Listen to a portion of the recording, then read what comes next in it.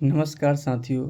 आज हम अपने YouTube चैनल एग्ज़ाम हॉल के माध्यम से महत्वपूर्ण परीक्षा उपयोगी तथ्य को जानेंगे जो हमेशा एग्ज़ाम में आते रहते हैं। पहला है कि प्रदूषण से होने वाली बीमारियां। प्रदूषण में कौन कौन से प्रदूषक है, जैसे ये प्रदूषक हो गए, प्रदूषक के नाम हो जाएंगे और उनसे होने वाली बीमारियां हो जाएगी।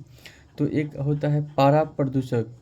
पारा प्रदूषक से होने वाला रोग होता है मिनीमाता रोग या मिनीमाता बीमारी। पारा के प्रदूषण फैलने से लोग मानवों में मिनीमाता रोग होता है। उसके बाद कैडमियम होता है। कैडमियम के प्रदूषण से इटाई नामक बीमारी होती है।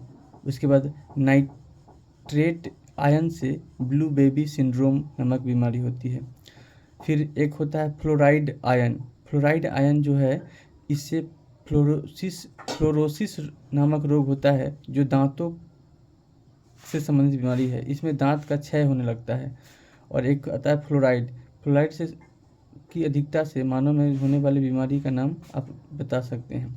उसके बाद आता है रेडियो समस्थानिक। रेडियो समस्थानिक के उपयोग करके हम संबंधित बीमारियों का उपचार कर सकते हैं या उसका पहचान कर सकते हैं। जैसे आर्सेनिक 74 है, इसके द्वारा हम ट्यूमर की पहचान करते हैं। थायराइड, जिसे आयोडीन हो गया, आयोडीन 131 से हम थायराइड ग्रंथि में होने वाली बीमारियों के लिए उपचार में प्रयोग करते हैं। सोडियम 24 है, इससे रक्त व्यतिक्रम यानी कि ब्लड डिसऑर्डर से संबंधित बीमारियों का पता लगाते हैं और उसका उपचार करते हैं। एक आता है फास्फोरस 32 जो रक्त कैंसर से संबंधित है। इसके उपचार में इसका यूज किया जाता है। फास्फोरस 32 का रक्त कैंसर को हम ल्यूकेमिया भी कहते हैं। क्या बोलते हैं? ल्यूकेमिया।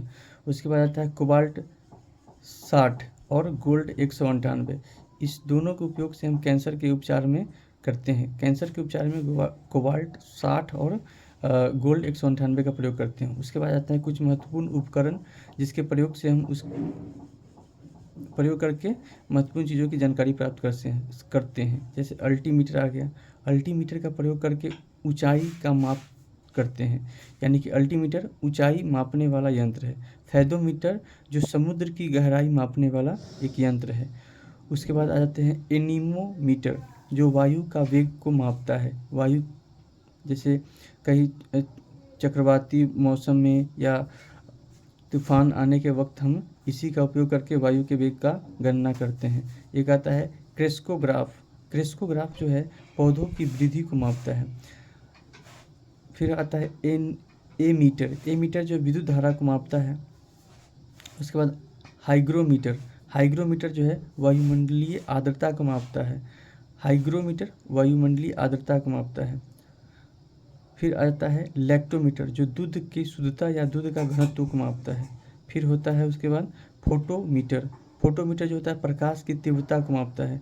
प्रकाश की तीव्रता यानी कि ये फोटोसिंथेसिस की क्रिया होती है जो प्रकाश संश्लेषण से संबंधित है, उसी से निकल के आया है या बना है फोटोमीटर। उसके बाद आते हैं पायरोमीटर। पायरोमीटर जो उच्च तापमान जैसे सूरज के सतह का तापमान हम पायरोमीटर से निकालते हैं। इस तरीके से इन सभी तथ्यों को हम बार बार याद करके याद कर सकते हैं, याद रख सकते हैं।